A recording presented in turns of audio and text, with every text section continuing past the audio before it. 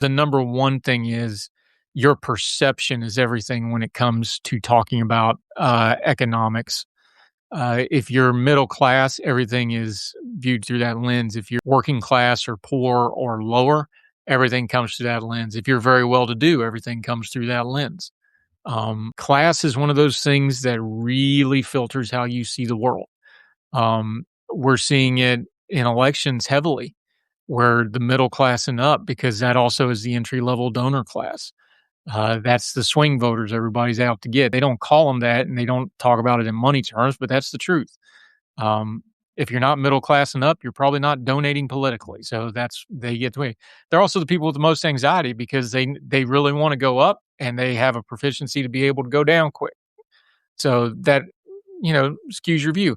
If you've never had money, if you've always been working poor or disabled or whatever the case may be, and you've just never had any money either through your own fault or not your own fault, you see government a different way. You see government a different way. You see other people a different way. You see people with money a different way.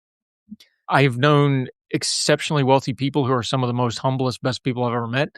I've met poor people who are some of the most arrogant, awful people I've ever met, ungenerous, and vice versa, and everything in between. Rich people get a bad rap, sometimes justifiably, but, poor people don't hire folks, is the old saying, and that's true. But is just railing against rich people fix anything? No. Is letting rich people have an oligarchy where they run everything good either? No, that's not good either. But we don't want to talk about it in those terms.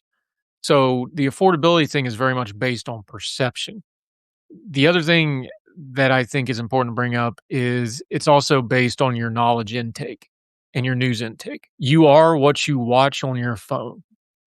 We used to say you are what you eat, but you, me, everybody, you have 100% control over your news intake now. It's not the old days where there was just a couple networks or there's a few newspapers or people control the flow of information.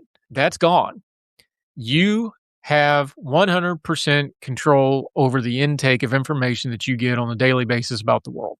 You can control all of it through your phone, your screen, whatever, your podcasts, your audio, your visual.